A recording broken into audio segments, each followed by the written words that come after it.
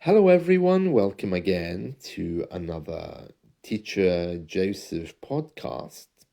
This week's weekly lesson is all about killer cows and how no one really knew that cows could be dangerous. A thing of education.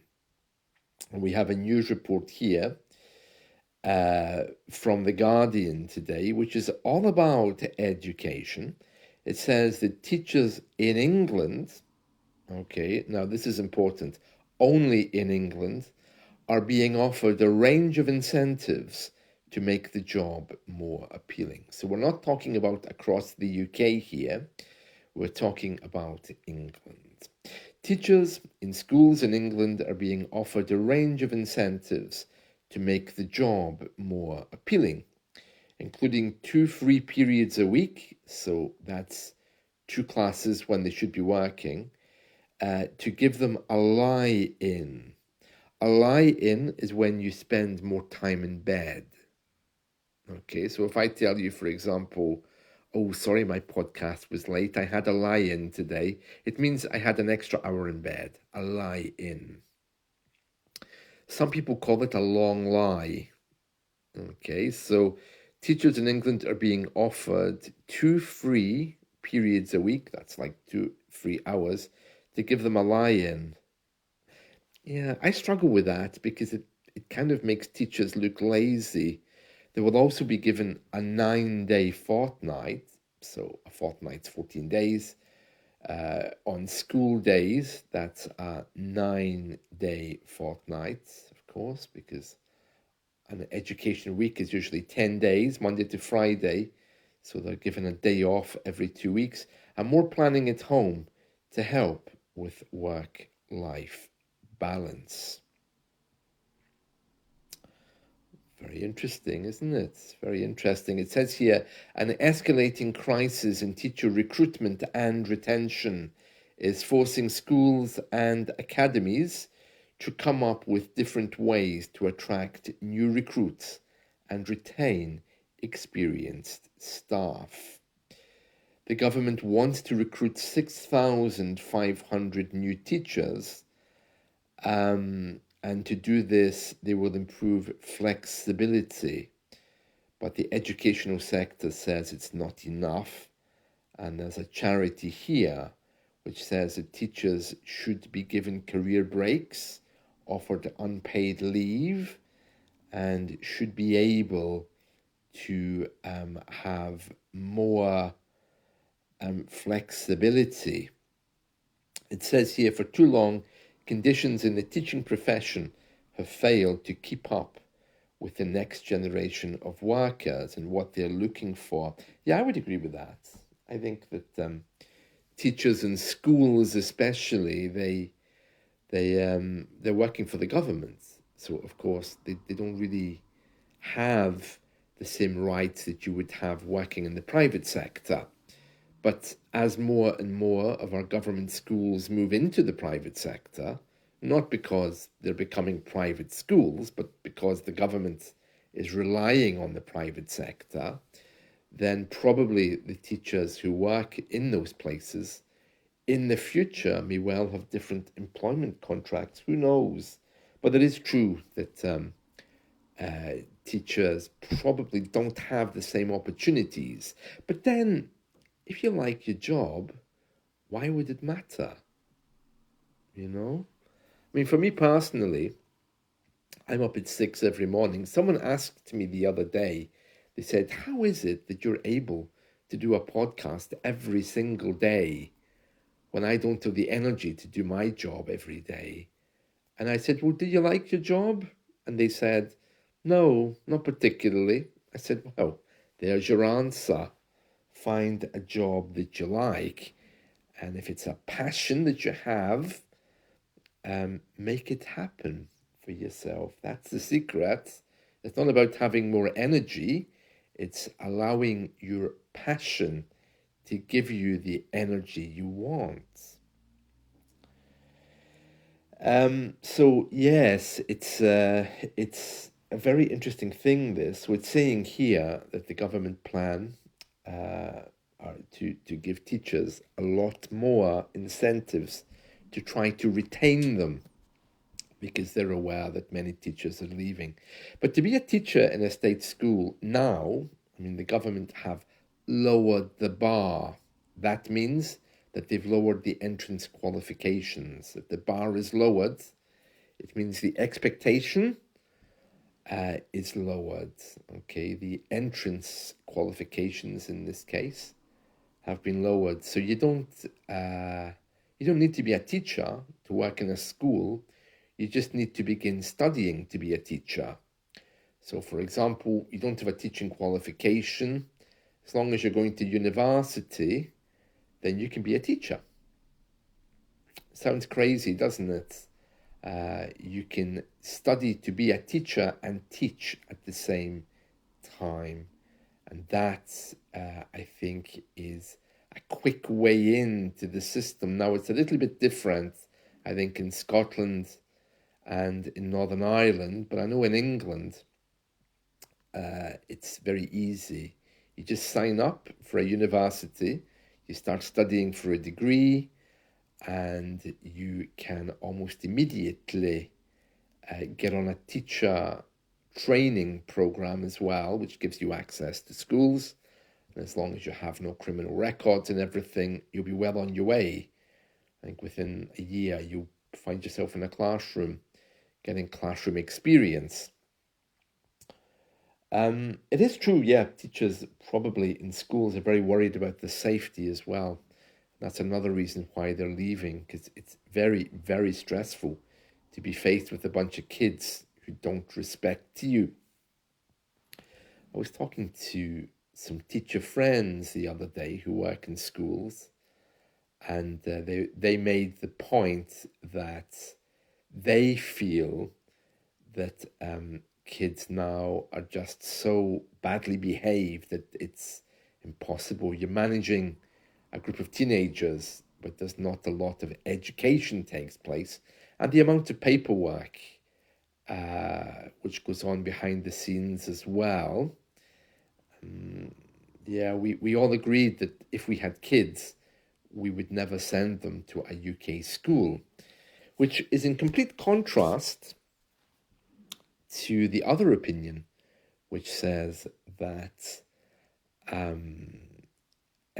the UK schools are amongst the best. I have to say, if I had kids, I definitely would homeschool them or send them abroad. There's no way I would put them through a school here if I could afford it, because I have no faith at all in the system. I mean, my views on education are very different anyway, because I like to see people doing practical things, not just sitting with a book, because it doesn't really get them anywhere. Kids these days have a lot of energy, and they need to be spending that energy.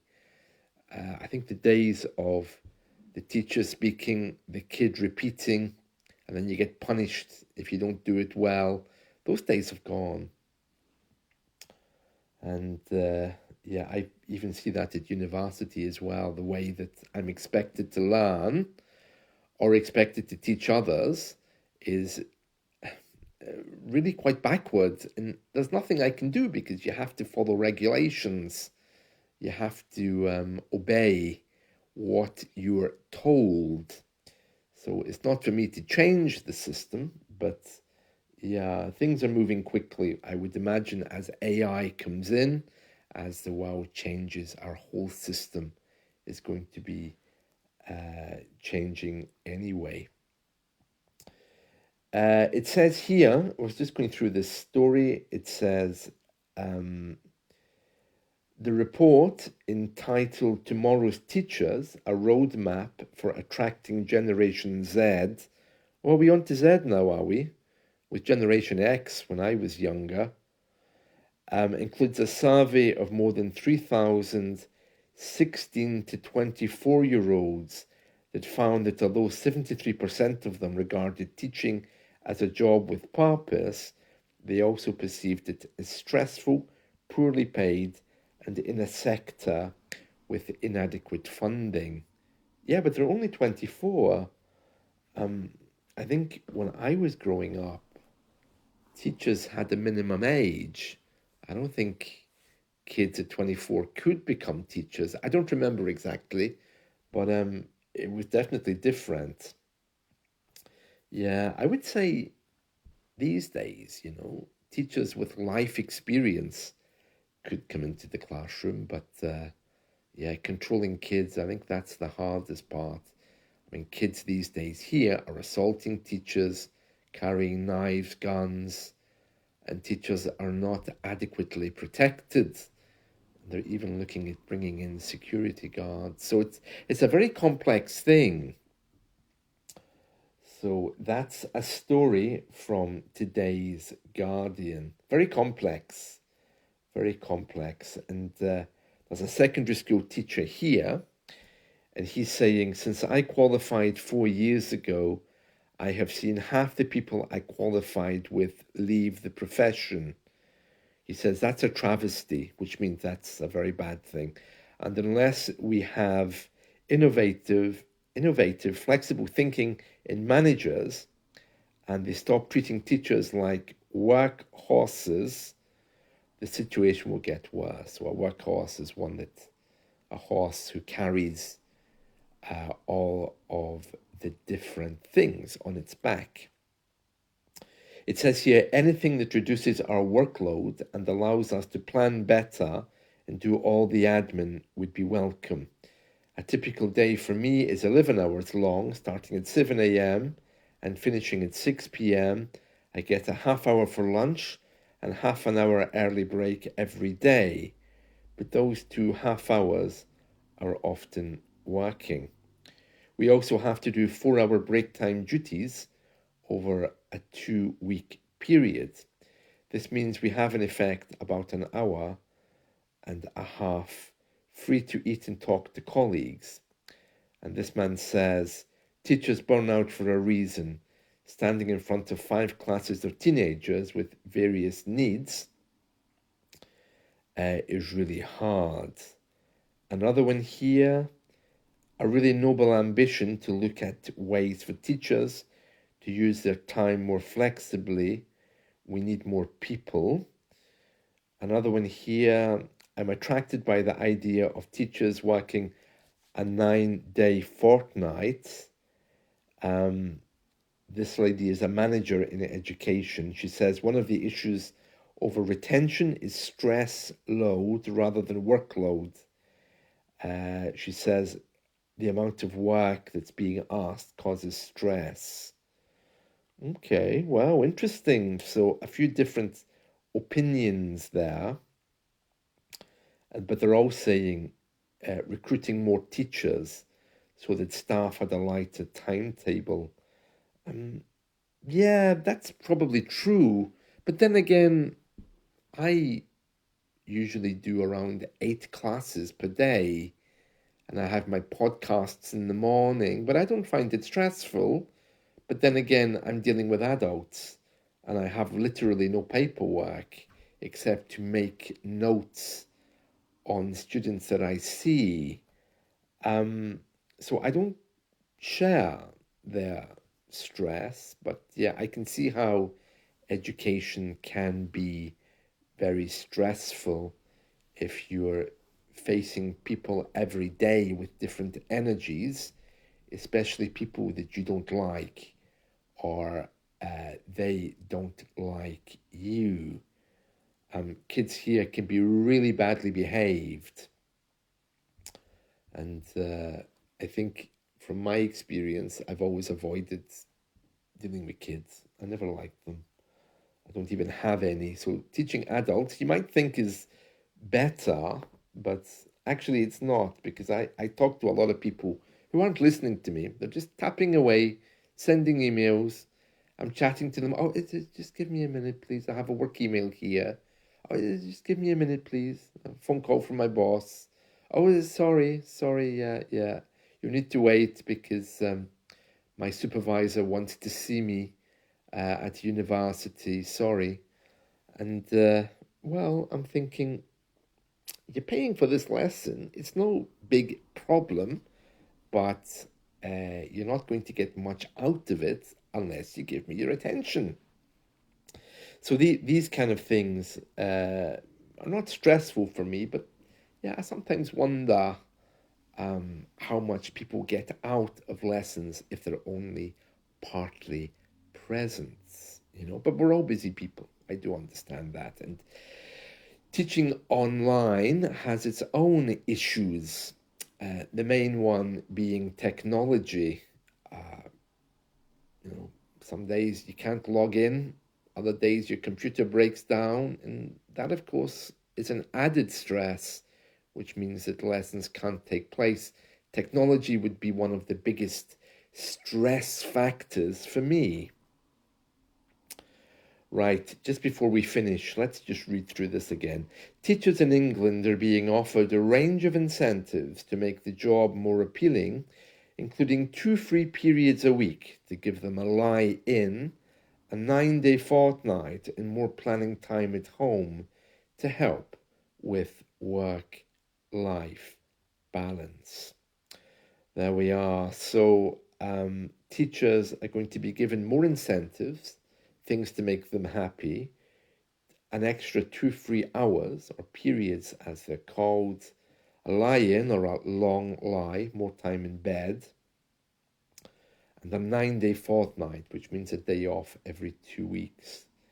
Yeah, I don't know how they're going to deal with this, but I would imagine it's going to be something related to bringing more AI in, and they're already recruiting teachers from abroad, which is causing hard feeling amongst certain groups of people. Yeah, and that's it. So I hope you've enjoyed this. Let's talk again soon.